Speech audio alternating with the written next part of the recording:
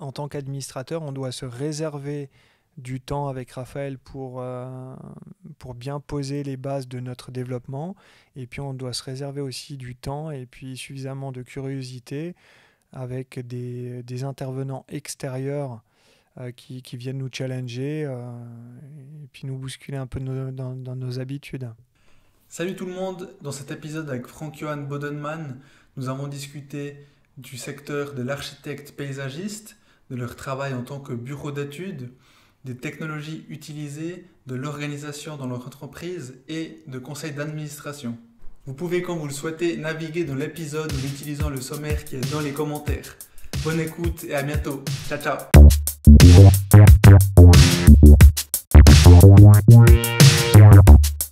Salut à toutes et à tous et bienvenue au 14e épisode du podcast Développement avec Brian Oumana.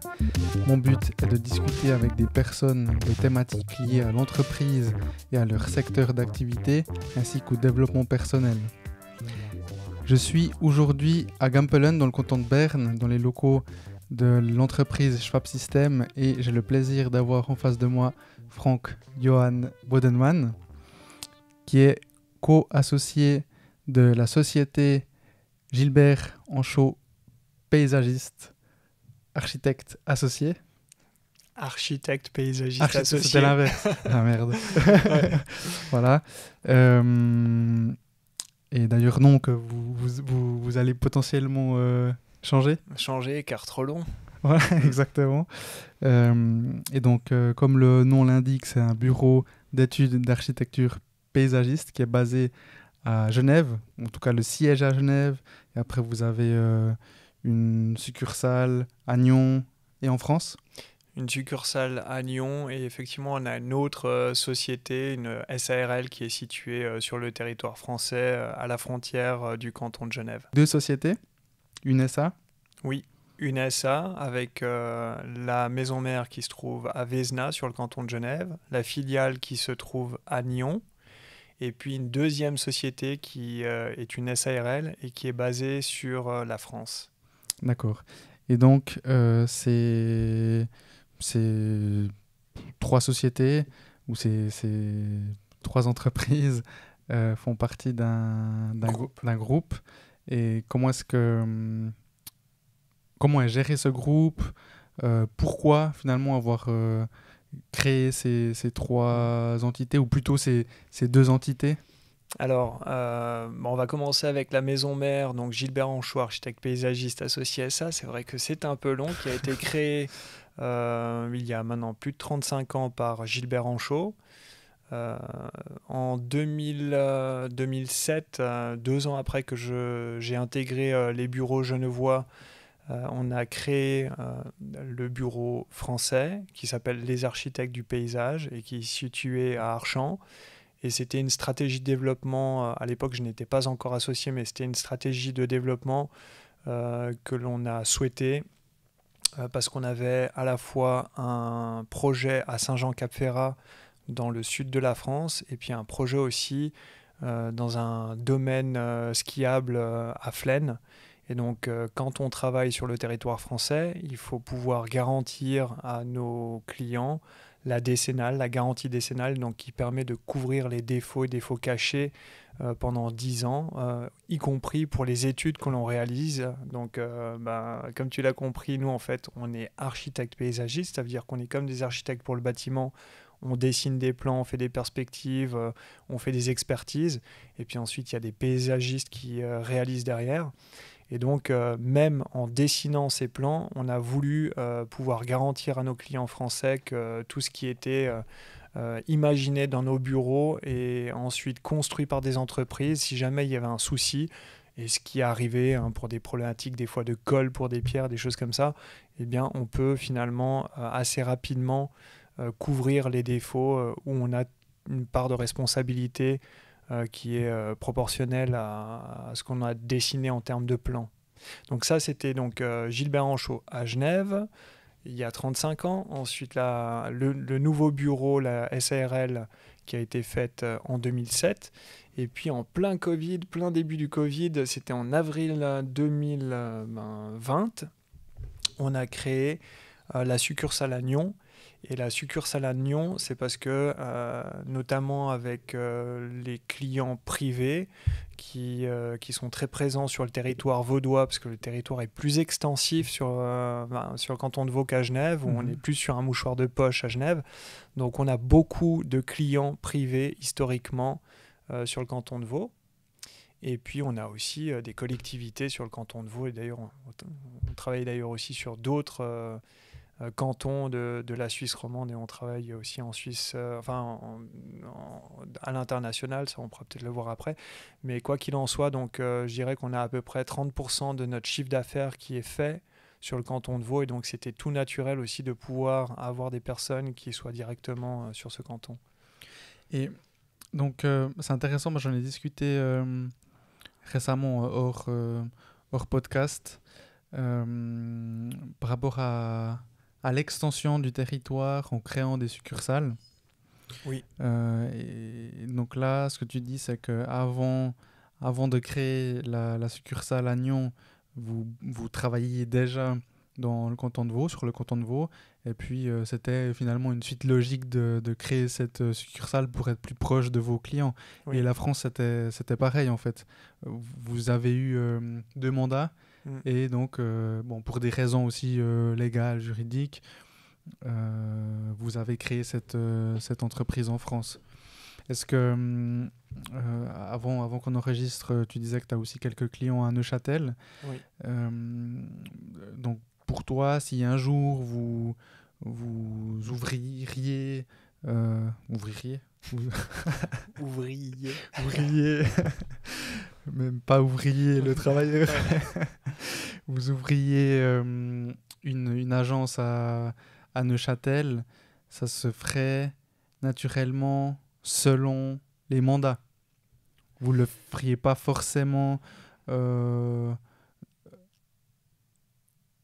amont, si je peux dire. Ouais, il faudrait qu'il y ait clairement une part de marché suffisamment intéressante pour lancer l'activité, comme ça s'est fait pour le territoire français et pour le canton de Vaud. Parce que effectivement, il faut que le système puisse être tout de suite, on va dire, rentable, à part si tout d'un coup, il y a une activité qui existe sur le canton de Neuchâtel qui n'existe pas ailleurs. Et à ce moment-là, on se rapprocherait du canton avec tout un plan marketing stratégique en place. Mais ce n'est pas le cas. Donc de temps en temps, on a des clients, notamment privés sur Neuchâtel. Et puis sinon, on travaille en Valais aussi, où là, on a plus de collectivités. On fait des aménagements de places publiques, places de village, cimetières aussi. Il y a beaucoup de cimetières. On est spécialiste des cimetières. Mais on a plusieurs secteurs d'activité au bureau. Et donc, il y a effectivement pas mal d'aménagements qu'on nous a demandé, auxquels on nous a demandé de réfléchir sur le canton du Valais. Okay. Qui sont publics. Ouais, j'ai vu sur votre site, vous avez pas mal de photos j'ai vu des cimetières aussi, ouais. Entre autres. Et donc en fait, vous travaillez dans le domaine privé, public. Oui. Et quelle est la différence, hormis peut-être des lois ou des contraintes spécifiques cantonales entre le public et le privé? Et bien sûr, les budgets, j'imagine. Enfin, si tu fais un parc, c'est pas forcément le même budget qu'une petite villa, en tout cas. Oui. En fait, c'est une méthodologie de travail, c'est des attentes qui sont très différentes. Lorsque l'on travaille avec des collectivités, on est plus en prise avec des personnes qui sont professionnelles, qui connaissent le domaine. Et puis quand on travaille avec des clients privés, on est là pour exaucer des souhaits de personnes qui n'ont pas forcément une idée très précise de la manière dont se créent les jardins. Et donc on va plus les accompagner, les faire rêver, les seconder qu'un client public. Et donc moi je suis historiquement plus attaché, on est 2 associés au sein des bureaux, donc il y a Raphaël Sève et moi-même. Historiquement, je suis plus attaché à la clientèle privée, dans le sens que je parle couramment l'anglais, je parle un peu l'allemand aussi, un peu l'espagnol comme tu le sais. Et donc d'avoir des facilités dans les langues étrangères, c'est essentiel parce que certains clients ne sont pas forcément ni genevois, ni vaudois, ni francophones. Donc souvent le dénominateur commun au niveau de la langue, c'est l'anglais. Et donc un des premiers clients pour lesquels j'ai travaillé en arrivant en 2006 au bureau, 2005-2006, c'était Schumacher, donc Michael Schumacher. Ah ouais, ok.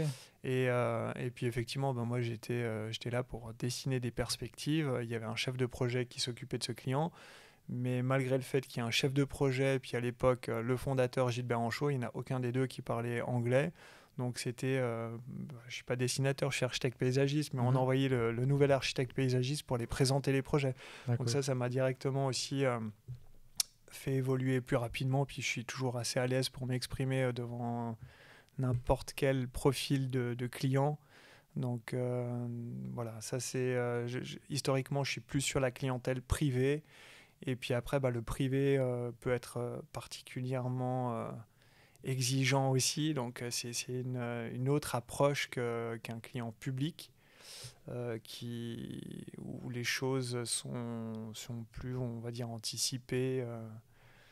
Voilà, donc c'est une autre approche. Et puis après, même au sein de nos équipes, on a des personnes qui ont plus la fibre du client privé, ou quand on a par exemple on a carte blanche pour faire un jardin, ça peut être super sympa, hein. Je veux dire, il y a des jardins qui sont incroyables, on n'imagine même pas.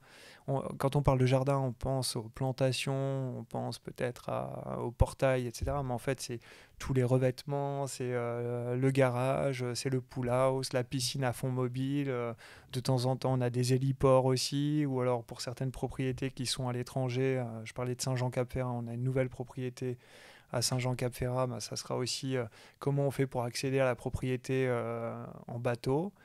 Donc il faut remettre un petit peu en perspective toutes les demandes à chaque fois en fonction de qui est le propriétaire, et puis quels sont ses souhaits, la famille, est-ce qu'il a des enfants, est-ce qu'il faut mettre une place de jeu, est-ce qu'il faut mettre un terrain de sport, etc. Et puis ça, on parle des grosses parcelles privées. Après, on a aussi des parcelles privées qui sont bien plus modestes, avec des jardins qui peuvent être à partir de 200 mètres carrés, où il y aura un vis-à-vis à cacher, une terrasse à intégrer, des parois brise-vue. Donc déjà, rien que quand on parle de clientèle privée, on a tout un éventail de possibilités de clients, avec des moyens aussi qui sont très différents. Et puis tout à l'heure, tu parlais aussi de budget. Donc on peut avoir un budget pour un client privé qui est largement supérieur à un budget pour un client public, et inversement. Donc voilà, ça dépend quelles sont les demandes. Ok. Et quand on parle de privé, on est d'accord que c'est... Là, tu as plus mentionné des villas, mais ça peut être un bâtiment, par exemple. Oui, tout à fait, ça peut être un bâtiment, ça peut même être une promotion privée, donc on peut être dans du logement collectif privé, et on peut être tout d'un coup des régies qui demandent à ce que l'on revoie une place de jeu centrale dans une cour d'immeuble. Ça peut être un patio dans une banque, un patio qui fait tout d'un coup 4 mètres par 4 mètres. Ça serait par exemple derrière moi, imaginons qu'on ait une sorte d'aquarium avec la possibilité de pouvoir y loger un aménagement paysager. Donc on va aussi faire cette expertise-là et cette étude. Ok. Et dans ce sens-là, il y a de plus en plus aujourd'hui des... On les appelle, on en parlait rapidement avant. Ils parlent de villes vertes apparemment. Oui. Donc finalement, c'est simplement des villes avec plus de verdure, que ce soit des façades, que ce soit des toits, justement plus de parcs. Et je vais lire l'extrait d'un article que j'ai trouvé dans le journal Arc Info pour que ça mette un peu le contexte. Donc, les toits et les façades végétalisées contribuent à réduire la chaleur dans les villes. En plus de l'ombre, l'évaporation de l'eau apporte de la fraîcheur supplémentaire. Elles présentent des avantages structurels, urbanistiques et écologiques. Elles retiennent l'eau et la poussière et procurent même une isolation acoustique. En raison de l'augmentation des zones étanches et du déclin des habitats naturels, ces zones vertes deviennent également d'importants refuges pour divers oiseaux et insectes. Mhm. Donc, voilà, aujourd'hui, il y a une tendance à cette verdure. En plus de ça, là, elle n'a pas parlé de la lutte contre les îlots de chaleur dont tu me disais avant, et puis que ça améliore aussi la qualité de l'air, ça encourage l'activité physique. C'est vrai que généralement, quand tu as de la verdure, tu as plus envie, dans une ville en tout cas, dans des grandes villes, ça donne plus envie d'aller courir au parc, courir au bord de la route. Est-ce que toi, tu vois est-ce que tu vois cette tendance, que ce soit à Genève, dans le canton de Vaud? Est-ce que la partie écologique ou durabilité est de plus en plus importante, ou finalement elle a toujours été là? Ou comment est-ce qu'évolue ce secteur? Plus qu'une tendance, je pense que c'est une responsabilité sociétale où on sait tous que le climat a tendance à évoluer avec un réchauffement. Et donc, alors nous, ça fait depuis des années qu'on intègre certains de ces principes, on va dire, écologiques ou environnementaux. Et puis, quand je dis que c'est plus qu'une tendance, c'est que les États aussi s'en sont rendus compte et puis mettent en place un cadre légal qui va avec. Donc, c'est notre rôle en tant qu'architecte paysagiste d'intégrer ces éléments-là dans nos projets, qu'ils soient privés ou publics. Alors évidemment, quand c'est public, ça veut dire que c'est directement les services cantonaux ou alors fédéraux ou alors nationaux qui sont demandeurs. Donc ils sont très compréhensifs sur certaines manières différentes de mettre en place des projets. Et puis quand il s'agit de clients privés, il faut être un petit peu plus pédagogue. Je vais prendre peut-être un exemple, mais quand on a un client qui vient de l'étranger, qui n'a pas la même perception de l'importance de la végétation, parce que par exemple si on prend le canton de Genève et puis aussi le canton de Vaud, on a des services au niveau des mises à l'enquête qui protègent les arbres qui se trouvent sur les parcelles. Donc quand un client il achète une grande propriété puis qu'il a envie qu'on abatte la mauvaise herbe qui est au fond de la propriété, puis qu'en l'occurrence la mauvaise herbe c'est un gros cèdre qui a 2 siècles, donc au-delà du fait que pour nous c'est même pas une option, donc il faut quand même lui expliquer que légalement aussi c'est pas autorisé. Et ça, souvent, on se retrouve face à une certaine forme d'incompréhension parce que le client peut venir d'un pays qui est beaucoup moins sensibilisé à ce genre de problématiques environnementales. Et donc, c'est à nous de lui expliquer comment on va pouvoir transformer sa mauvaise herbe en quelque chose qui est juste sympa dans son jardin, qui permette d'avoir un lieu d'ombre, peut-être un aménagement léger qui se trouve en dessous, qui va permettre de mettre en valeur aussi cette pièce-là dans le jardin.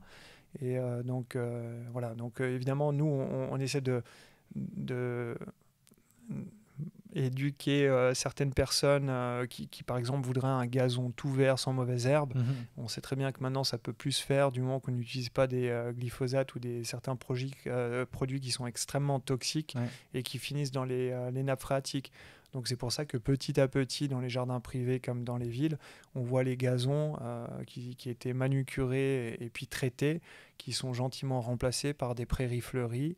Et ça, gentiment, ça rentre aussi dans les habitudes sociétales. Alors ça, c'est pour le client privé. Puis après, pour le client public, effectivement, donc on travaille aussi, alors que ça soit public ou privé d'ailleurs, on travaille sur le cycle de l'eau, donc essayer d'imperméabiliser un minimum les surfaces. Ça veut dire que plutôt que de mettre en enrobé bitumineux du béton partout, on va essayer de travailler sur des surfaces qui laissent percoler l'eau et qui permettent de restituer, afin de reproduire, on va dire, le cycle plus long de l'eau qui va s'infiltrer dans les sols et puis ensuite être restitué dans les nappes phréatiques. Donc on peut aussi le faire sur des milieux qui contre toute attente s'y prêtent bien, donc des parkings publics. On a fait par exemple devant Palexpo à Genève des milliers de mètres carrés de parking avec des gazons qui sont stabilisés avec des techniques. Et donc, quand on arrive sur le gazon, enfin sur ce parking, il est complètement vert. D'ailleurs, ça contraste énormément avec les surfaces d'anciens parkings qui sont complètement grises avec des grilles d'égout. Donc là, en fait, on a un parking vert qui s'insère totalement dans le parc Sarrazin qui se trouve à côté. Et s'il n'y a pas de véhicule dessus, on ne pourrait même pas se douter qu'il s'agit d'un parking. Et puis néanmoins, on a les qualités statiques grâce à des matériaux qui sont employés qui permettent d'avoir un trafic, que ce soit pour des voitures, des petites camionnettes. Et puis souvent, dans les parkings aussi, on va maintenant enlever quelques places de parking au bénéfice de plantation d'arbres, mais d'arbres d'importance, hein, c'est pas juste des petits moignons que l'on taille. Puis tout à l'heure, avant qu'on commence l'interview, je te parlais aussi de la politique qui est plus maintenant de laisser pousser les arbres plutôt que de les tailler. L'idée, c'est d'agrandir la masse foliaire de chaque arbre. Et en Ville de Genève, ils veulent gagner 30% de masse foliaire en plus, simplement en taillant moins les arbres qui sont sur le domaine urbain, ce qui permet évidemment d'augmenter l'ombre au sol, donc d'améliorer les îlots de fraîcheur. Et puis, comme tu le disais, le feuillage, non seulement il filtre un petit peu non seulement le bruit, mais aussi toutes les poussières. On connaît aussi les vertus d'un arbre avec la photosynthèse et l'oxygène qu'il peut restituer. Il y a des plantes qui sont dépolluantes aussi que l'on va utiliser sur les bords de route, et on va écouler les eaux qui sont sur les enrobés bitumineux, qui sont souvent chargés d'hydrocarbures. Et tout ça va être en fait infiltré dans des noues, c'est des sortes d'étangs qui peuvent se mettre en charge ou se vider. Et puis cette eau, avant d'être restituée aux nappes phréatiques, elle va passer par les racines de certaines plantes qui sont réputées dépolluantes. On utilise souvent par exemple les iris, ça fixe en fait des polluants et ça permet de restituer une eau qui est plus propre dans les sous-sols. Ouais, donc c'est tout un filtre naturel en fait. Ouais, exactement. Et on parlait de toiture végétalisée, donc la toiture végétalisée qu'on appelle la 5e façade. Donc effectivement, vous connaissez tous les toitures en enrobé bitumineux avec du gravier, où on pourrait facilement faire cuire des œufs en été tellement ça monte en température. Donc le fait d'avoir un substrat de même 8 cm d'épaisseur avec des plantes... que ce soit des prairies maigres ou alors que ce soit des plantes grasses qui vont justement stocker l'humidité, qui malgré des fois le peu de précipitations météoriques, le peu de pluie, vont pouvoir subsister, colorer ces toitures. Donc surtout quand on est dans un espace urbain où il y a des vis-à-vis et puis des immeubles qui sont autour, déjà c'est beaucoup plus joli à observer. En plus, il y a moins de rayonnement. Parce que finalement la surface est plus fraîche et ça permet effectivement d'avoir aussi une meilleure isolation, que c'est prouvé, des étages, des derniers étages qui sont souvent soumis à des hausses de température quand on a une isolation qui n'est pas suffisamment performante, ou alors en hiver aussi d'avoir un gros manteau avec de la terre et puis de la végétation. Ça permet aussi d'améliorer tamponner les écarts de chaleur de température qu'on peut avoir. Mais est-ce que la construction de base de ce cinquième toit, t'as dit ? Ouais, la 5e façade. La 5e façade. Est-ce que la base est la même que justement n'importe quelle toiture en béton et puis on vient simplement ajouter de la terre et différentes herbes, ou est-ce qu'il y a quand même est-ce que la conception est différente en fait ? La conception est différente, donc ça veut dire que si on veut vraiment avoir un jardin avec des arbres, du gazon, ça veut dire que pour un gazon, il faudra minimum 25 cm de terre. Pour un arbre, il faudra minimum 80 cm, normalement on va dire même plutôt 1 mètre de terre. Et évidemment, quand on a un arbre avec le poids de la motte, le poids du tronc, etc., donc là, ça veut dire qu'on va devoir renforcer les dalles à la construction, on va devoir les dimensionner, c'est pas les renforcer, les dimensionner pour pouvoir accepter un jardin, on va dire, intensif. Donc ce que j'entends par intensif, c'est vraiment un jardin qu'on pourrait avoir Sur sol, quoi. Voilà, sur sol. Ouais. Donc gazon, arbuste, arbre. Et puis par contre, parfois, l'immeuble est déjà construit. Et puis là, on va pouvoir mettre un jardin extensif. Et puis avec un complexe d'alvéoles et de substrats maigres, on va pouvoir, moyennant un poids qui est très très réduit, pouvoir mettre en place cette végétation. Évidemment, tout ça, ça doit être réfléchi avec le principe et le concept d'évacuation des eaux pluviales, parce que si tout ça se met en charge, on a comme une piscine, on va faire pourrir l'ensemble de la toiture. Donc ça veut dire que on peut, sur des constructions déjà existantes, mettre en place des solutions. Il faudra peut-être faire quelques petites adaptations. Et si vraiment on a envie de créer un jardin sur une dalle de parking en ville, il y a aussi le moyen de le faire, mais c'est là qu'on doit être consulté suffisamment en amont pour donner les exigences à l'architecte qui conçoit le bâtiment. Puis lui sera d'ailleurs tout content d'avoir des informations de notre part. Et ça sous-entend qu'on doit travailler en bonne intelligence avec les autres mandataires, les ingénieurs, les architectes, etc. Ok. En fait, j'avais commencé à mieux comprendre ton secteur juste avant quand on discutait, avant qu'on enregistre. Je ne sais plus ce que tu m'as dit, mais ça m'a fait tilt. Et quand je faisais mes recherches, justement, vous êtes un bureau d'études d'architecture paysagiste. Mais, pardon, en fait, la première fois qu'on s'est rencontrés et que tu m'as dit que tu étais architecte paysagiste, moi j'entends paysagiste. Alors il y a l'architecte derrière, donc du nom architecte paysagiste, mais je pensais que votre entreprise était, en fait, donc vous faisiez la partie bureau d'études, mais que vous-même après allez travailler la terre, si je peux dire ça comme ça. C'est là où en fait j'avais une incompréhension du domaine, alors qu'en réalité c'est vraiment, vous êtes des architectes. Oui, on travaille comme des architectes, voilà, mais pour tout ce qui est extérieur, on pourrait dire architecte d'extérieur. Les architectes d'intérieur, et puis nous on est architectes d'extérieur. Okay. Et puis de temps en temps, effectivement, on s'imagine pas forcément toute la diversité d'aménagements qu'il peut y avoir dans des aménagements extérieurs, entre la gestion de l'eau, le drainage, peut-être, j'en parlais tout à l'heure, des sculptures, un ascenseur à voiture. Donc il y a toutes sortes de corps de métier à coordonner. Et effectivement, s'il s'agit juste de planter un arbre, puis une haie et faire un gazon, je dirais les clients ne font même pas appel à nous. Par contre, si tout d'un coup on a une pergola bioclimatique, il faut choisir des couleurs qui aillent bien avec les huisseries, un nouveau portail, des problématiques de giration dans la cour, et puis je dirais aussi au niveau vraiment de l'aménagement des problématiques par rapport au vis-à-vis ou par rapport aux accessibilités.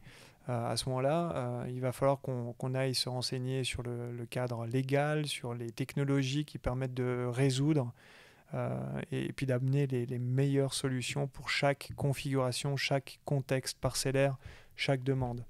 Ok. Et je reviens juste à... Je me suis un peu perdu quand je te disais on est dans les locaux d'une entreprise qui travaille le bois. Ouais. On parlait de la 5e façade. Oui. Et je voulais savoir en fait si... Est-ce que par exemple vous travaillez avec des constructions en bois? Parce que donc, le bois est plus léger.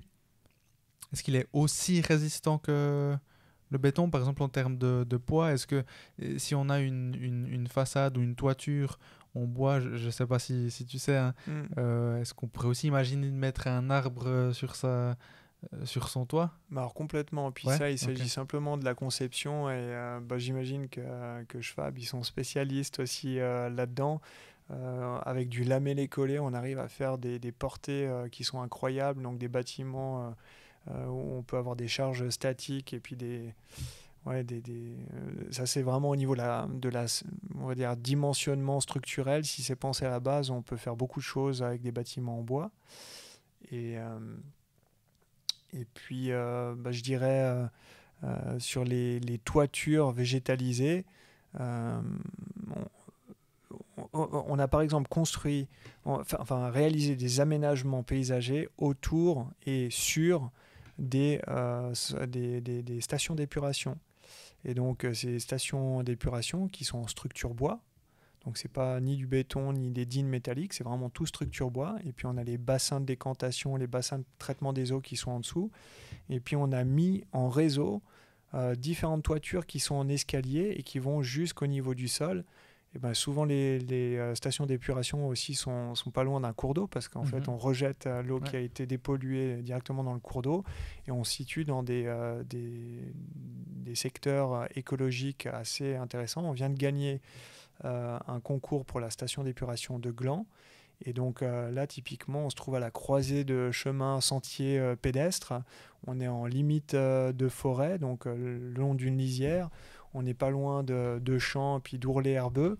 Et donc, on a mis dans nos équipes notre ingénieur environnementaliste aussi pour avoir une réflexion sur la meilleure manière de créer des aménagements paysagers qui permettent de à la fois être un lieu sympathique que les promeneurs peuvent traverser, à la fois aussi un lieu écologique où sur les toitures qui sont en escalier, où on arrive à faire monter en fonction des écarts de toiture, on sait quel type de faune on va pouvoir faire monter.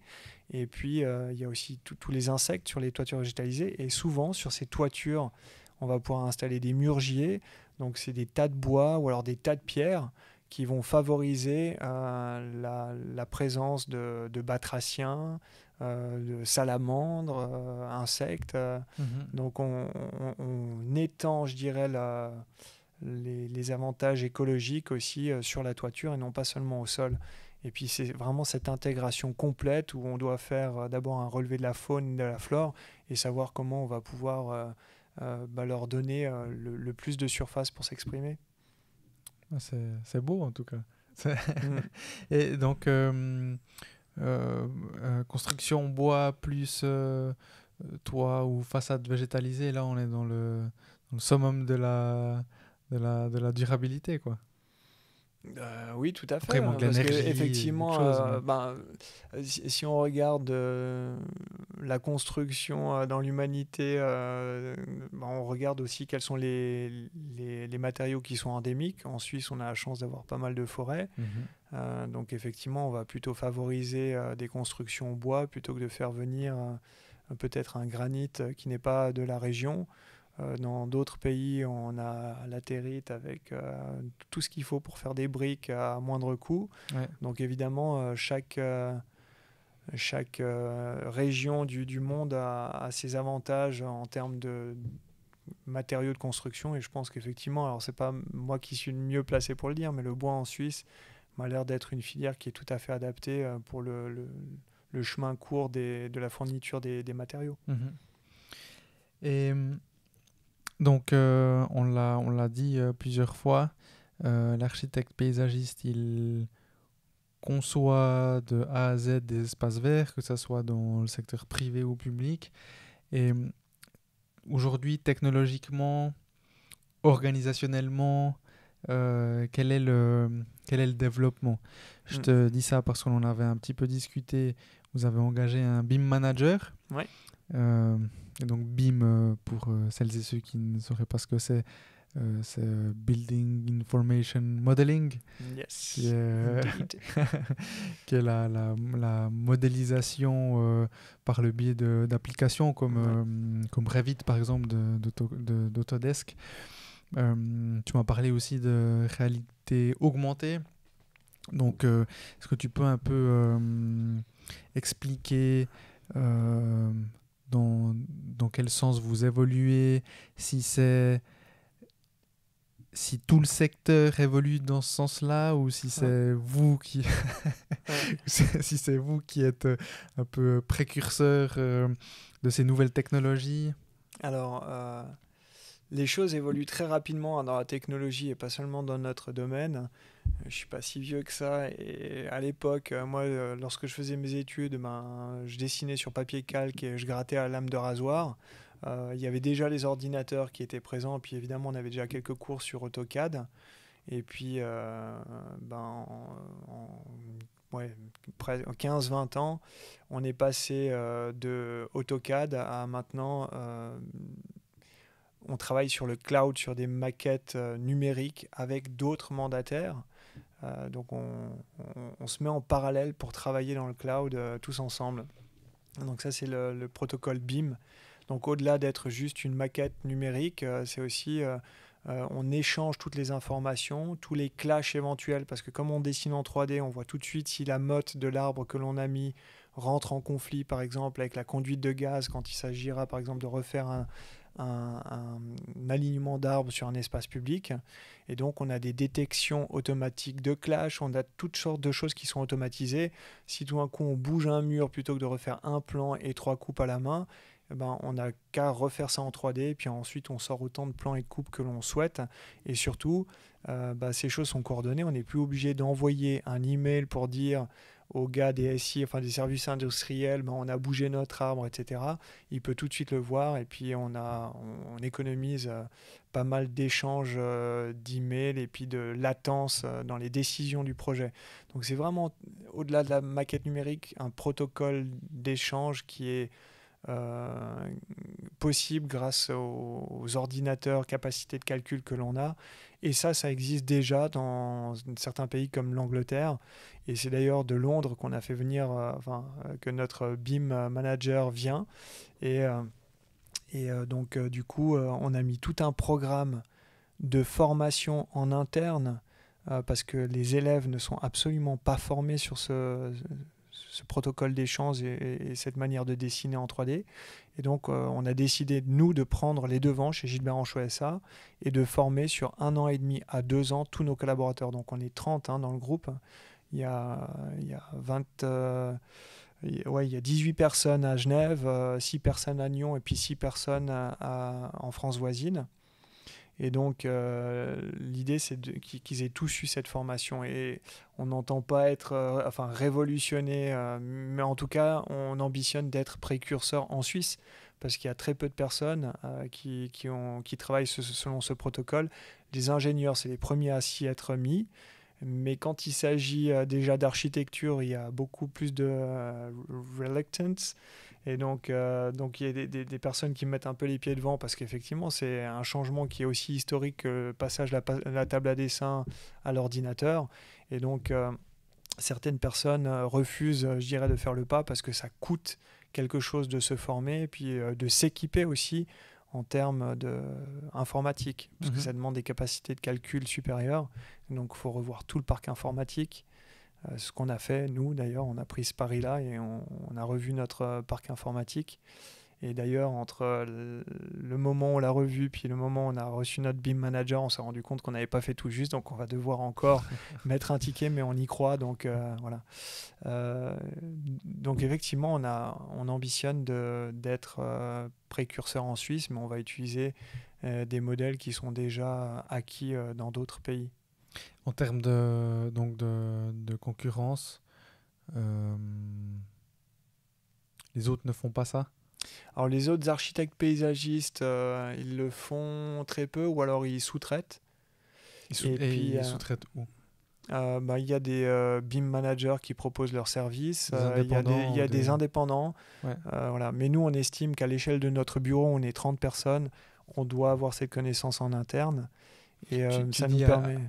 à l'échelle de votre bureau, c'est-à-dire que en termes de taille, vous êtes un grand bureau? Je pense qu'en Suisse romande, on est clairement le plus grand bureau. Ok. Parce qu'effectivement, c'est aussi dans l'ADN du fondateur Gilbert Anchot. Donc, il y a eu un développement continu qui s'est opéré ces dernières décennies. Et puis maintenant, on a racheté donc ce bureau avec Raphaël Sèvres, mon associé. Et puis l'idée, c'est d'aller encore plus vite sur ce développement parce qu'on est persuadé aussi que ça va faire gagner en qualité au niveau des prestations. Donc il y a toutes sortes d'erreurs que l'on ne va plus faire en étant mieux organisé au niveau de ce protocole d'échange BIM. Mais donc, qu'est-ce qui va en étant... Donc quand tu parles de développement, tu parles de développement en termes de taille, en termes d'infrastructure technologique, en termes de secteur? Alors, je pense qu'effectivement, on a toutes sortes de développements en tête dans les tiroirs avec Raphaël et avec nos équipes. Et l'idée, c'est déjà First Step, c'était depuis 2021 refaire le parc informatique. Ensuite, le BIM Manager qui est arrivé il y a maintenant quelques mois, puis qui a mis en place cette formation. Et donc ça, c'est développement technologique avec l'informatique et puis développement des savoir-faire avec la gestion et le savoir-faire en termes d'utilisation de BIM. Après, ça fait depuis quelques années maintenant qu'on a embauché un ingénieur en gestion de la nature. Donc ça veut dire jusqu'à maintenant, il n'y avait que des architectes paysagistes, des apprentis dessinateurs paysagistes. C'était vraiment très tourné architecture du paysage. Et puis maintenant, depuis quelques années, on étaye nos équipes avec différents profils qui viennent compléter ceux de l'architecte paysagiste. Et puis on a aussi embauché un urbaniste, géographe. Donc ça nous permet aussi de maîtriser certains outils, certains savoir-faire aussi. Et même si on travaille de temps à autre avec des urbanistes, des bureaux spécifiques d'urbanistes, ça nous permet d'avoir une passerelle intelligente entre notre activité d'architecte paysagiste et puis les urbanistes et les ingénieurs en gestion de la nature, donc environnement. Quelle est la différence entre un urbaniste et un architecte paysagiste ?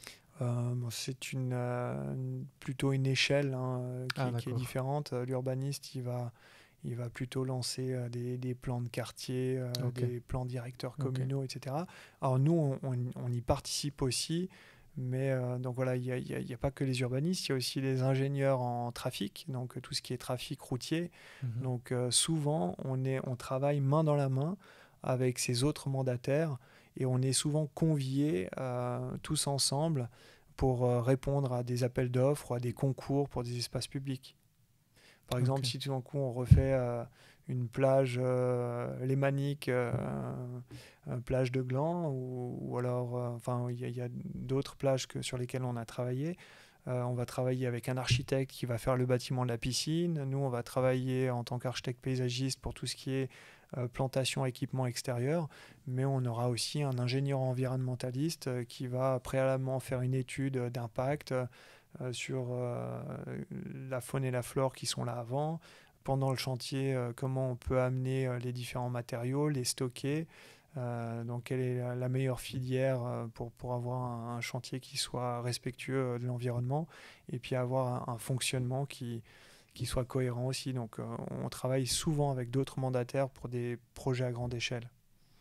Et donc dans cette avancée technologique, tu m'avais parlé des lunettes 3D, de la réalité augmentée. Donc avec ça, c'est l'idée de... aujourd'hui, on voit de plus en plus dans... Je ne sais pas si c'est les... Il y a certainement des architectes qui utilisent déjà la réalité augmentée, les gérances, pour avoir une idée du futur appartement, de la future maison pour les personnes, pour l'achat. Est-ce que là, dans votre secteur, c'est également dans cette idée-là de voir, en fait, de donner l'opportunité aux clients de visualiser le futur travail? Alors complètement, et puis comme je te disais tout à l'heure, nous on est très curieux, donc on a participé la semaine passée, c'était mercredi passé, ou jeudi passé au BIM Day à Genève. D'accord. Et donc là, il y a toutes sortes d'exposants qui viennent du monde entier, et puis qui font des démonstrations de leurs produits, de leurs logiciels, etc. Et puis on avait par exemple des personnes qui sont venues avec des lunettes de réalité augmentée. Donc réalité augmentée, c'est qu'en fait tu superposes quelque chose à ce que tu vois réellement. Donc les lunettes sont transparentes, mais tu as une sorte d'écran. Après, tu as la réalité virtuelle où là, par contre, tu es déconnecté de ce qu'il y a autour de toi. Tu es vraiment dans une immersion avec des lunettes où tu auras mis à l'intérieur la maquette 3D, les aménagements tels que tu les imagines. Alors, pour l'instant, nous, on s'est lancé dans la réalité virtuelle. D'accord. Et puis, très prochainement, et en fonction aussi de l'évolution des produits, parce qu'actuellement, tout n'est pas non plus très... encore très abouti technologiquement, on se lancera aussi dans la réalité augmentée. Mais pour l'instant, dans la réalité virtuelle, à quoi ça sert? Ça permet à des personnes qui, contrairement à toi et moi, où on voit ce que c'est un plan, on arrive à lire un plan parce qu'on est issu du monde de la construction, on voit assez bien en 3D. Certaines personnes, que ce soit des décisionnaires d'une petite commune, où finalement peut-être que c'est une personne qui n'a pas l'habitude vraiment de la construction, qui doit prendre des décisions sur de l'espace public, réaménagement d'un centre de village. Si on lui pose des lunettes de réalité virtuelle sur le nez et qu'on le plonge dans le futur aménagement, il va vraiment pouvoir, en tournant la tête, voir à quoi vont ressembler les futurs aménagements. Et donc, ça va être beaucoup plus simple pour lui de prendre des décisions ou d'être... je dirais enthousiasmé par le projet, puis à son tour faire voter des budgets ou ce genre de choses. De la même manière, quand on a des clients privés, certains clients privés ont beaucoup de peine à lire des plans. Donc si on peut mettre sur le nez de monsieur ou de madame un casque de réalité virtuelle, et puis qu'il puisse se balader autour de sa future piscine, voir où sont le salon d'extérieur, tout ça à l'échelle. Et puis aussi, si on a réussi à superposer la maison du voisin, puis on arrive à lui démontrer qu'avec un arbre de telle taille, on arrive à cacher les vis-à-vis, ça sera plus facile pour lui de s'engager sur le projet, puis de comprendre les coûts nécessaires pour arriver à certaines échelles d'arbres ou alors on va pouvoir aussi avec lui l'emmener dans différents coloris. Qu'est-ce que ça ferait si on avait toute la plage de la piscine qui est blanche ou noire avec un granit, une pierre calcaire? Donc tout ça, c'est des choses qui sont assez sympas et dans lesquelles on peut mieux se projeter si on a ces lunettes. Okay. Et jusqu'à présent, on faisait pas mal de... Enfin, moi personnellement, j'adore faire des croquis. Ça restera toujours parce que c'est quelque chose que l'on peut faire lors du premier rendez-vous. Moi, je l'ai fait maintenant sur mon iPad. À l'époque, je le faisais sur un cahier de dessin. Et donc ça, il restera quand même toujours une expression à la main à certains stades du projet. Par contre, là, on emmène le client un cran au-dessus en l'immergeant réellement. Et c'est sûr que de pouvoir tourner la tête et de voir en 10 secondes 3 angles différents, c'est plus rapide que de faire 3 perspectives de points de vue différents, où là on va passer peut-être 3 jours à les faire, alors que là il suffit juste de tourner la tête dans un environnement 3D qui a déjà été préalablement monté. Donc le client va pouvoir vraiment s'immerger. Ok. Moi j'ai pas du tout la même habitude que toi à lire les plans. D'accord. Plus des plans techniques, mais moi je serais bien emprunté si je devais lire les plans que tu fais. Mais... Et puis pour parler un peu de votre société, l'organisation, tu l'as dit, c'est un groupe. Tu m'as dit avant qu'il y avait 3 directeurs, ouais. Donc un directeur par localité, et toi et ton associé, vous êtes administrateur. Oui. J'aimerais en parler un petit peu parce que je ne savais pas. Je savais pas que vous étiez entre guillemets uniquement administrateur et puis que vous aviez des directeurs. Pourquoi est-ce que vous êtes est-ce que vous avez mis des directeurs et puis que vous êtes administrateur? Pourquoi pas avoir fait les deux? Voilà, un peu... Alors, il faut savoir qu'on a sur l'ensemble du groupe, c'est-à-dire les 3 sociétés, environ 300 nouveaux dossiers par année.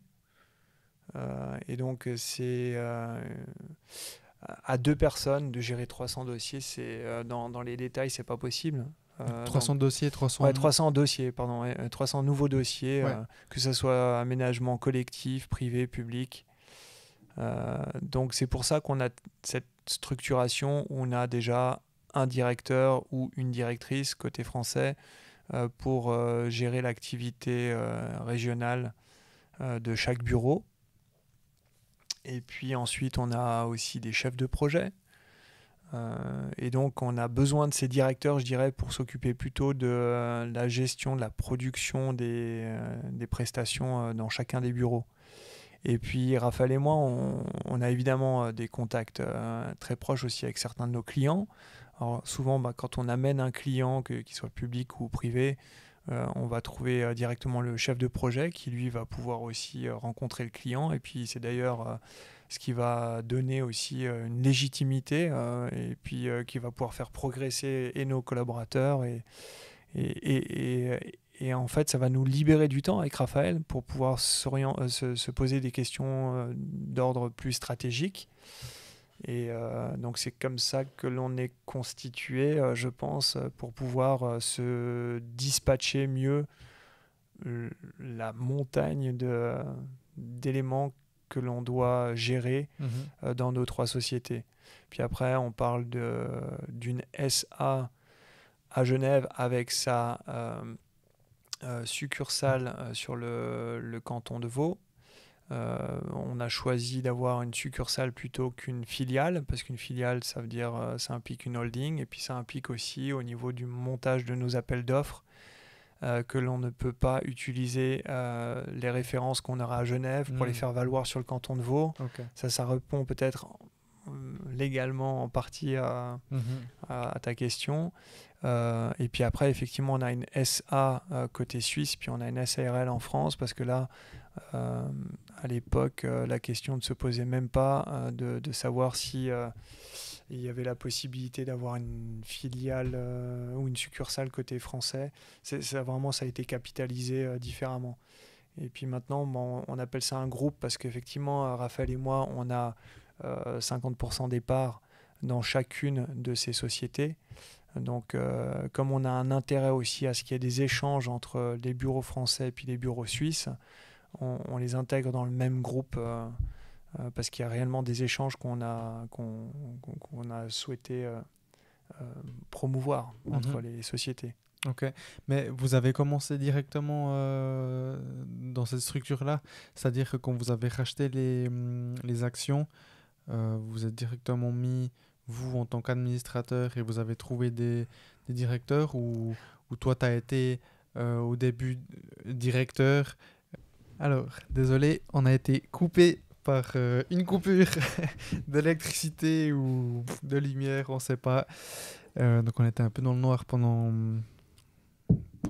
quelques secondes, ou une ou 2 minutes. Donc je te demandais par rapport à l'opérationnel, donc voilà, de savoir un peu quand est-ce que vous êtes plus ou moins sorti.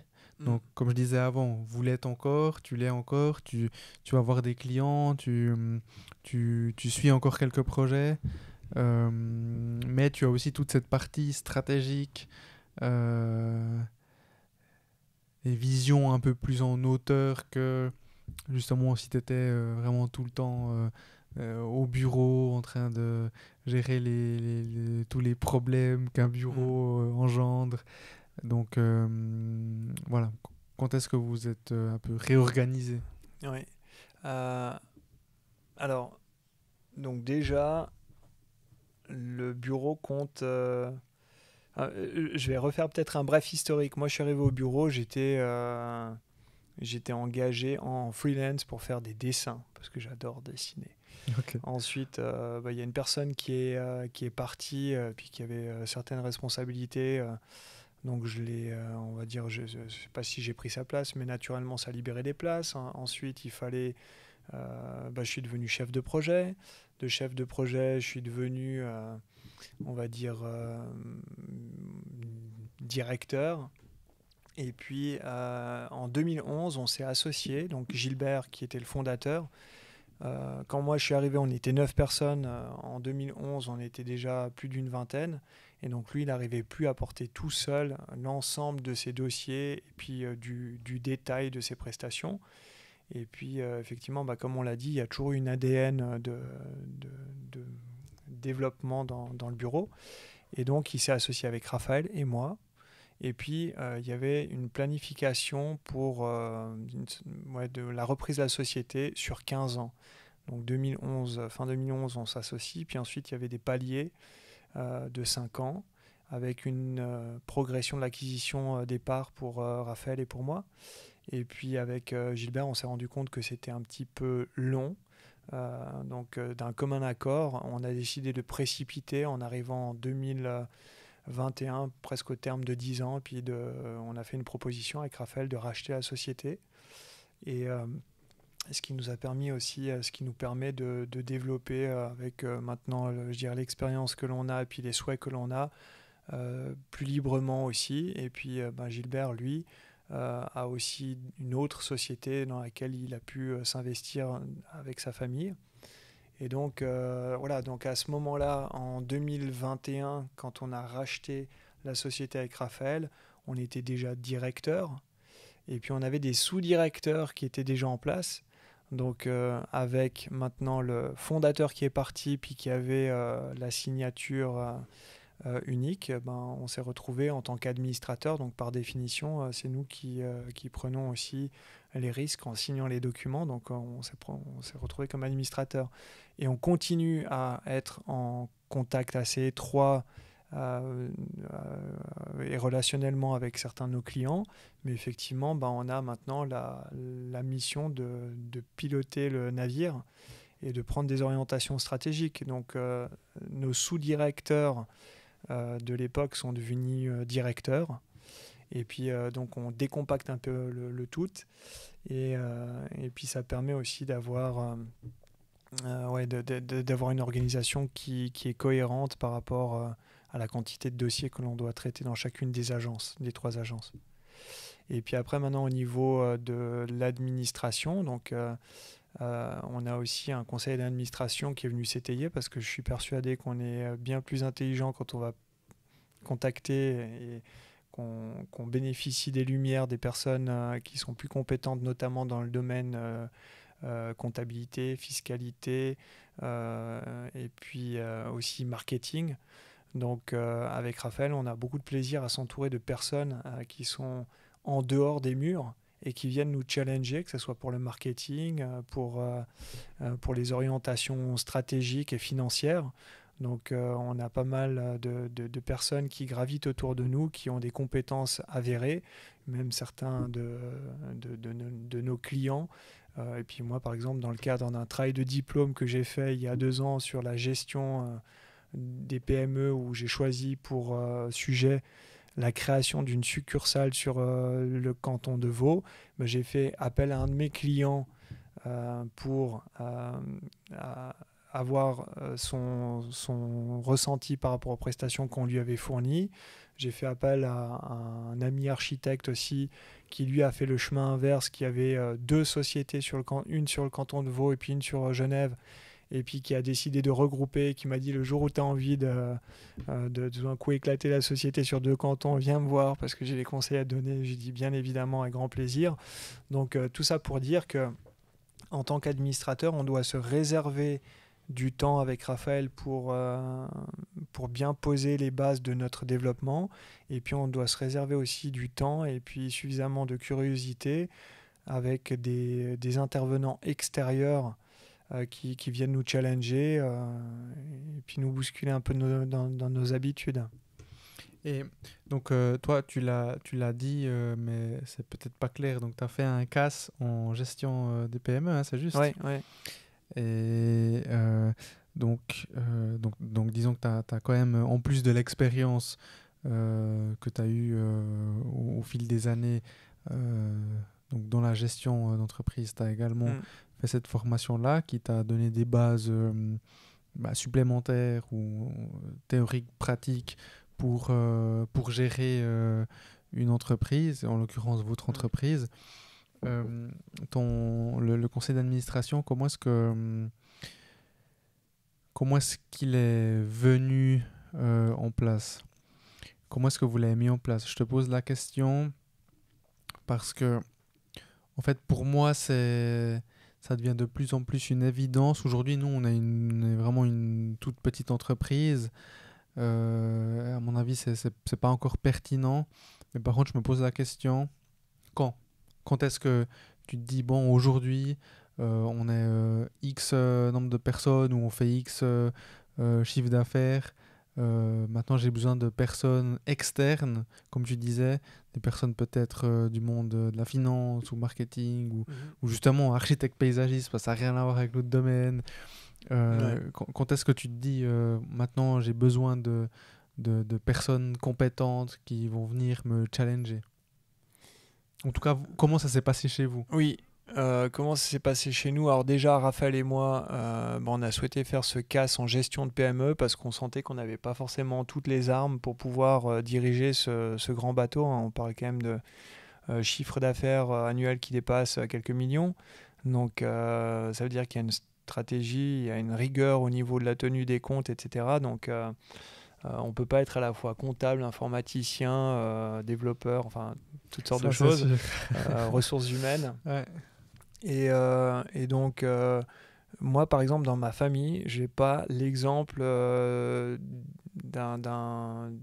d'entrepreneur. Donc, mon père est historien. D'une certaine manière, il est entrepreneur parce qu'il a toujours très bien su gérer, je dirais,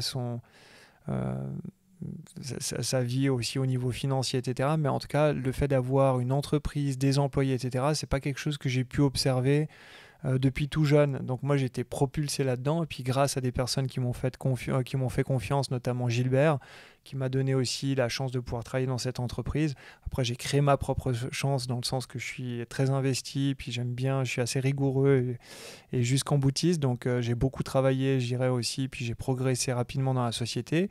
Et puis finalement, je me suis retrouvé en tant que directeur. Puis ensuite, j'ai eu cette opportunité avec Raphaël de racheter cette entreprise. Donc finalement, j'étais pas du tout destiné à être chef d'entreprise, à reprendre une activité familiale ou quoi que ce soit. Donc avec Raphaël, qui avait aussi ce besoin d'apprendre sur la manière de gérer une société, on a décidé de se lancer dans ce CAS, Certificate of Advanced Studies en gestion de PME. Et puis c'est d'ailleurs à l'issue de ce CAS qu'on s'est challengé puis qu'on s'est dit qu'on allait racheter la boîte. Parce que on estimait effectivement pour avoir les coulées franches et puis pour avancer plus rapidement dans les orientations qu'on s'est fixées, il y avait peut-être la nécessité de pouvoir avoir un pouvoir de décision qui était plus important. Donc on s'est lancé dans ce rachat. Et puis pendant ce rachat, évidemment, on a côtoyé toutes sortes de personnes qui sont venues avec des bons conseils. Et je pense que c'est là qu'on s'est dit, effectivement, faire tout seul dans notre coin, faire des lettres d'intention, pour le rachat, faire mener une due diligence, etc. Alors, il y a toutes sortes de terminologies qu'on a appris sur le tas, mais pour lesquelles on n'est pas du tout formé dans des études d'architecte paysagiste. Alors, sans doute dans des hautes écoles de gestion, ça évidemment, c'est des termes qui sont courants, mais moi, j'avais pas du tout ce jargon. Et puis, d'ailleurs, j'ai pas non plus... je dis pas que je connais maintenant, que je maîtrise tous ces éléments dans le détail. Par contre, je sais qu'il y a dans notre entourage des personnes qui sont spécialisées. Après, c'est de trouver des personnes de confiance qui ont un intérêt aussi à ce que notre société puisse se développer. Et c'est à ce moment-là, en fait, du rachat, que l'on a rencontré des personnes qui nous ont vraiment challengés. Et puis au niveau de la comptabilité aussi, c'est très important d'avoir une comptabilité qui soit saine, de mettre en place un ERP. Donc ça aussi, ça fait partie des développements qui, à l'échelle de notre bureau, ont été essentiels, qui sont peut-être normaux pour d'autres sociétés qui sont équipées depuis plus longtemps. Mais effectivement, avec une base de clients, avec une facturation, avec plusieurs centaines ou milliers de factures par année, on avait besoin de mettre en place ces process.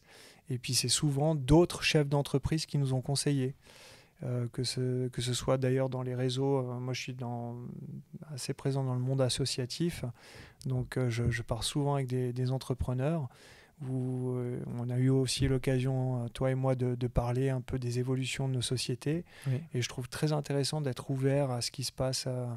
Et donc c'est pour ça aussi que je comprends totalement ce que tu fais avec les interviews et tout. Tu emmagasines une richesse qui est incroyable. Et rien que le fait que tu fasses cela, ça démontre à quel point, pour pouvoir reprendre une société, tu as besoin, enfin, en tout cas, moi, j'ai besoin d'avoir un retour d'expérience et de vécu de la part des autres. Complètement, ouais. Mais donc, c'est là quand vous avez racheté les actions restantes et que vous avez vu en fait que c'était énorme de faire ça seul. Comme tu as dit, tu as parlé de due diligence. Ça, c'est un terme au milieu de beaucoup d'autres termes et de procédures qu'il faut faire pour un rachat d'une entreprise. C'est là où vous vous êtes dit, quand vous avez eu le retour justement d'amis, de contacts, de personnes, que vous vouliez continuer à obtenir des informations et de ce fait, vous avez créé un conseil d'administration? Oui, c'est dans ce process de rachat qu'on a... Alors déjà avant, on a été conseillé. Et puis pendant, on a découvert encore d'autres personnes qui sont venues étayer les éléments pour qu'on puisse arriver à terme de ce rachat.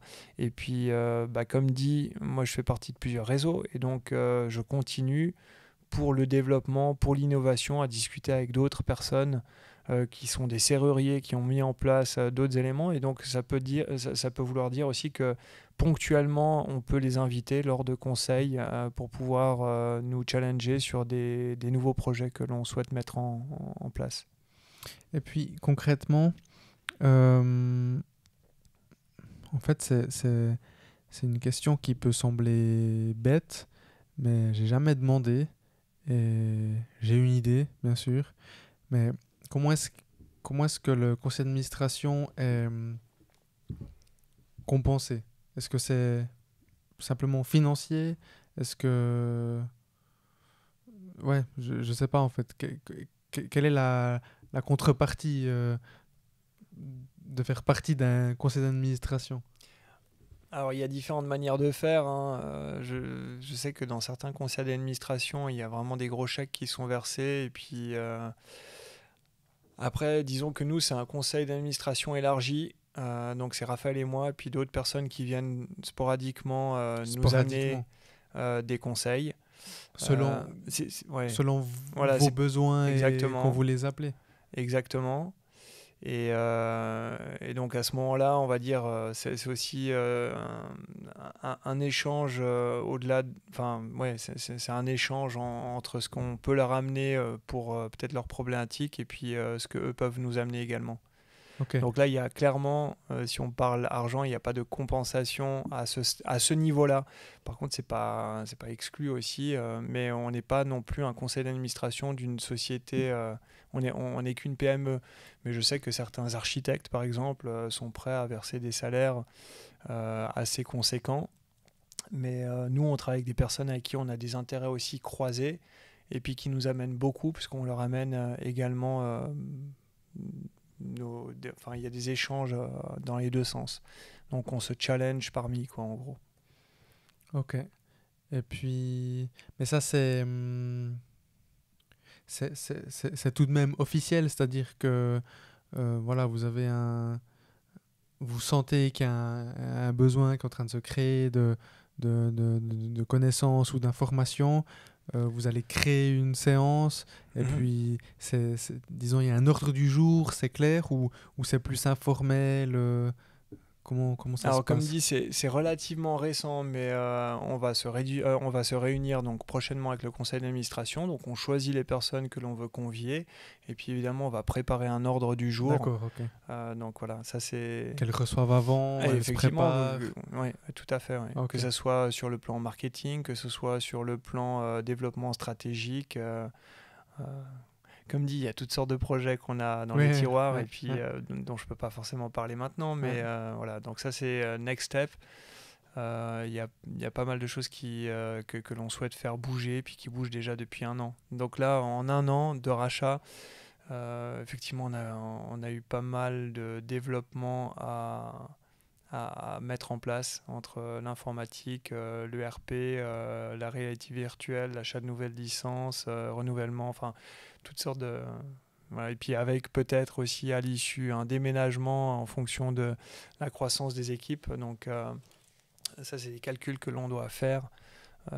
Et c'est des projets qu'on va lancer prochainement aussi. Ok, d'accord. Franck-Johan, on a fait pas mal de temps, plus que prévu. Et finalement, il y a énormément de choses, thématiques dont je voudrais parler et que tu puisses partager. Mais est-ce qu'il y a un point, disons, essentiel que tu aimerais relever, quelque chose dont on n'aurait pas pris le temps de discuter, quelque chose que tu aimerais partager spécifiquement, que ce soit un conseil pour la gestion d'entreprise ou de développement, ou quelque chose qui te vient comme ça? Je pense qu'effectivement, c'est d'être suffisamment ouvert à d'autres expériences. Et puis sinon, après, c'est au niveau personnel aussi. Donc, il y a pas mal de charges à gérer des entreprises comme les nôtres. Et donc, après, c'est de trouver un bon équilibre de manière générale entre le boulot, la famille, les activités connexes, les loisirs. Cet équilibre, tu l'as ou tu penses l'avoir? Alors moi, je me suis rendu compte un peu sur le tard, mais que je suis hyper actif. En même temps, c'est parce que j'ai du plaisir aussi à l'être et puis à faire toutes sortes de choses à la fois. Puis parce que je suis persuadé aussi que finalement, les activités, qu'elles soient professionnelles, personnelles, familiales, elles amènent toutes au personnage et à la société. Et donc... Donc je pense avoir trouvé un équilibre. Au départ, j'ai toujours voulu sectoriser les choses quand j'ai commencé à bosser, où je me suis dit, allez, je bosse beaucoup au travail, mais en même temps, je rentre à la maison, donc il faut que j'en fasse à peu près autant à la maison pour prouver que je suis aussi disponible à la maison. Finalement, il y a les enfants qui arrivent. Après, il y a aussi, on se rend compte qu'on fait peut-être un peu moins de sport ou d'activité. Moi, j'adore la montagne, j'adore être à l'extérieur. Donc finalement, ça prend un peu sur le temps. Puis on veut absolument sectoriser. Puis on se rend compte qu'on essaie de se démultiplier. Puis c'est pas possible. Donc moi, j'arrive maintenant à moi, j'en faire suis là. Moi. Ah ouais. Ouais. Tu me diras après comment tu gères. Mais finalement, de pouvoir voir se superposer un peu ces différents cercles familiaux, professionnels, etc. Par exemple, je suis au Lions Club. L'idée, c'est de mener des actions sociales, que ce soit banque alimentaire, que ce soit de créer un projet. Par exemple, là, comme je fais beaucoup de parapente, l'idée, c'est de mettre en connexion mon club de parapente avec le Lions Club et puis avec Handisport Genève, et de monter un projet où on va acheter une voile de parapente, un fauteuil pour faire voler des personnes en situation de handicap. Et évidemment, là, j'ai réussi à mettre ensemble le réseau professionnel que j'ai rencontré, le réseau professionnel au niveau du Lions Club. La famille aussi, parce que mes enfants, régulièrement, ils viennent avec moi, par exemple, pour tout ce qui est quand on se met dans les centres commerciaux pour pouvoir distribuer des cabas et puis encourager les gens à mettre des produits de nécessité, etc. Et puis après, mon activité sportive qui est le parapente, où je fais aussi partie du comité de mon club de parapente. Et tout ça coexiste et je partage famille, sport et boulot et association à la fois. Magnifique, t'as vraiment trouvé le milieu de tous ces cercles qui peuvent être séparés. Ouais, en tout cas, moi, je me suis rendu compte que je le vivais beaucoup mieux en essayant de les faire coexister plutôt que de dire, j'arrive à la maison, je change de cerveau, je suis en vacances, je pense plus au boulot. C'est des choses qui, à notre échelle de responsabilité, sont juste impossibles. Et puis après, il faut évidemment, il faut s'autoriser, quand on a des enfants, la souplesse de pouvoir être là au moment important. Alors, je ne suis pas tout le temps là avec eux pendant toute la journée, mais quand je suis avec eux, j'estime que je suis présent et puis ils s'en rendent compte aussi. Et puis de temps en temps aussi, c'est eux qui font un peu la sonnette d'alarme. Quand ils demandent, papa, tu vas rentrer demain, tu rentres demain soir, ou tu rentres pas après-demain non plus, etc. Je sais que, c'est en gros aussi grâce à eux et puis grâce à mon épouse que j'arrive des fois à me rendre compte que j'en fais un petit peu trop. Et bien, c'est ces personnes, mon entourage qui m'aident à me recentrer sur ce qui est essentiel. Mhm. Et qu'est-ce qui est essentiel? Qu'est-ce qui est essentiel? D'avoir du plaisir dans tout ce qu'on fait. Donc ça aussi, je m'en suis rendu compte avec les années où je me suis plié en quatre, des fois pour des clients, ou alors pour des situations qui n'en valaient pas la peine. Et puis d'avoir vraiment la chance de pouvoir travailler avec des clients qui soient respectueux, sachant que moi je suis respectueux avec eux, nos équipes sont respectueuses, finalement c'est très vertueux, puis tout le monde a du plaisir à bosser.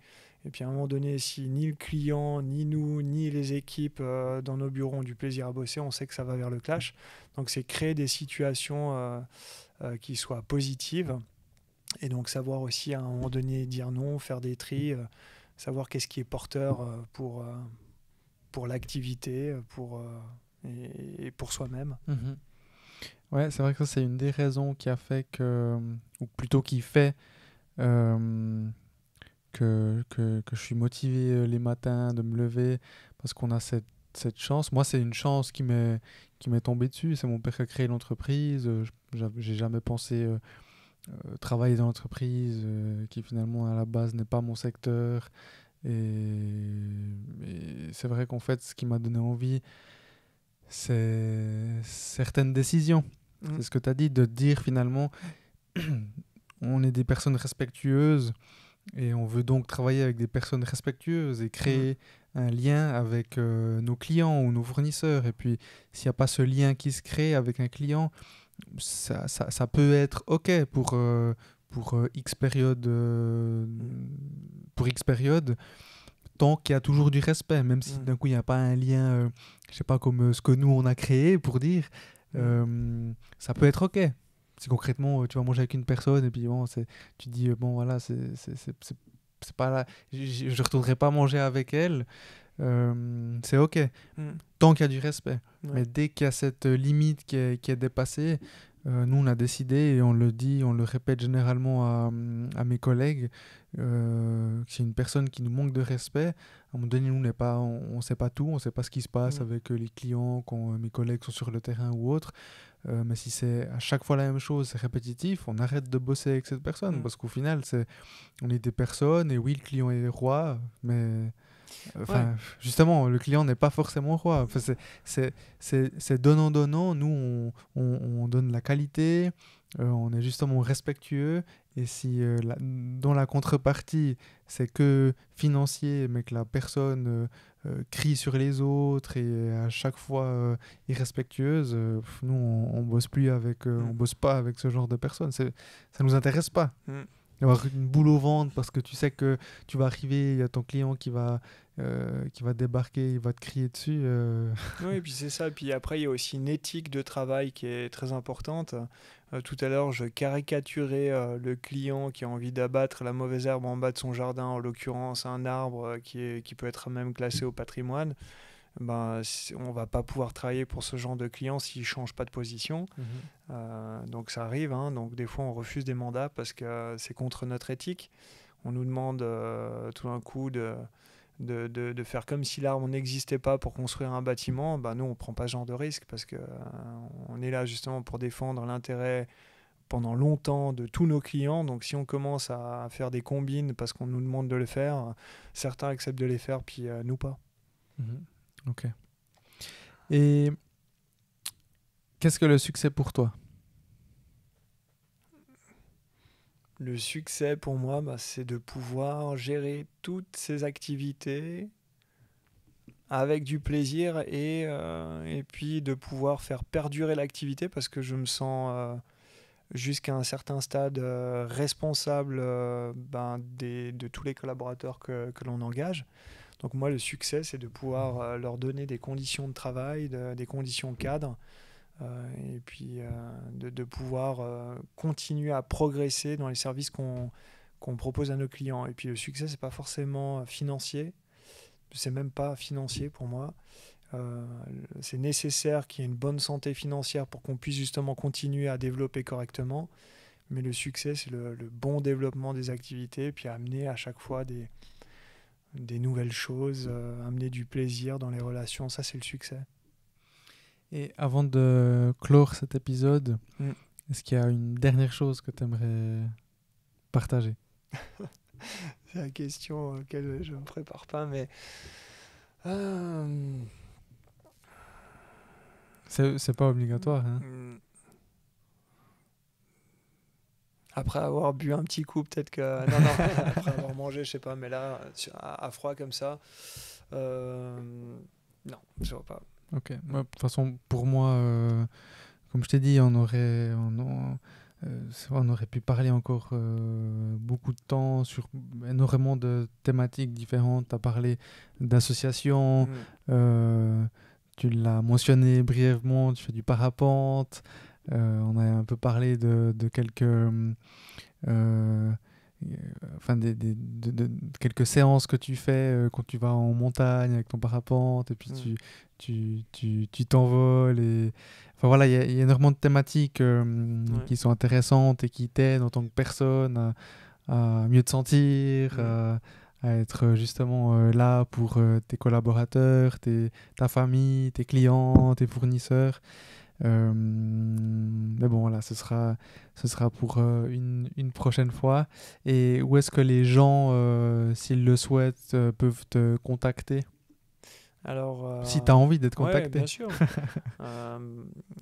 Alors, sur mon adresse email que je vais peut-être laisser, je sais pas dans quelle mesure tu peux la faire apparaître. Pour l'instant, j'ai rien. Voilà. Mais, et puis par téléphone aussi, hein, bien entendu.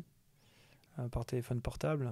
Je peux laisser un numéro de téléphone, ou alors on peut l'écrire après. Je sais pas comment ça se passe visuellement. Si jamais on me demande, étant donné que tu as donné la permission, je donnerai volontiers tout à fait, ton contact. Voilà. Ok, très bien. Merci beaucoup, Franck. Et puis sinon, aussi autour d'un repas, autour d'un projet, évidemment. Moi, je suis très très mobile. Je suis toujours à droite, à gauche. En moto. À moto toujours. Et puis d'ailleurs, c'est grâce à la moto que j'arrive aussi à prendre le temps de réfléchir entre les différents rendez-vous. Donc pour moi, il n'y a pas de téléphone à moto. Et donc c'est aussi une manière pour pouvoir conserver cet équilibre dans la journée, parce que j'ai des journées qui sont très remplies, et de pouvoir réfléchir et méditer d'une certaine manière entre les rendez-vous. Je pense que c'est ça qui me fait aussi, qui me permet de tenir le rythme et des fois le stress. Et jamais de téléphone en moto? Non. Enfin, je veux dire, t'as pas des micros ou... je pourrais très bien en installer, ça se fait usuellement, mais non, moi je veux pas le faire. Je me souviens d'avoir fait des trajets en voiture, scotcher à mon écran de téléphone pour répondre quand même à 2-3 emails une fois que tu es dans les embouteillages, faire des appels où tu sais très bien que tu n'es pas concentré la même chose sur la route. Et puis là, quand je suis à moto, j'ai décidé, alors maintenant je me déplace quasiment plus qu'en moto, et puis toute l'année, d'avoir le temps d'apprécier un joli lever de soleil quand on part de chez soi pour aller à un rendez-vous. De aussi tout un coup se poser en milieu de journée parce qu'on fait une demi-heure de moto. Alors là, tu vois, ça m'a pris 1h30 pour aller te voir. Ça m'a permis de faire le point sur mes petits moments stressants du matin, savoir ce que j'avais à faire. Donc ça me permet de planifier les prochaines étapes de la journée, et puis aussi de gérer le stress en se demandant finalement d'où il vient, à quoi il correspond. Et ça me permet de lever le nez du guidon. Voilà, donc... Quand on a le nez trop proche du guidon et puis qu'il y a une petite bosse, on se le prend dans le nez. Donc, c'est une belle métaphore, ça. Ouais, donc finalement, de pouvoir prendre du recul en faisant de la moto, et puis en ayant un temps de réflexion qui ne soit pas pollué par ni les réseaux, ni les appels téléphoniques, ni peut-être... Enfin, c'est vraiment un moment que j'ai pour moi et qui me permet de temporiser entre les rendez-vous. Ok. Merci beaucoup. Mais grand plaisir, Brian. Merci beaucoup à toutes et à tous d'avoir suivi cette conversation. Et pour m'aider à augmenter et à rendre visible mon podcast, n'hésitez pas à partager, commenter et aimer. À tout bientôt pour un nouvel épisode. Ciao, ciao.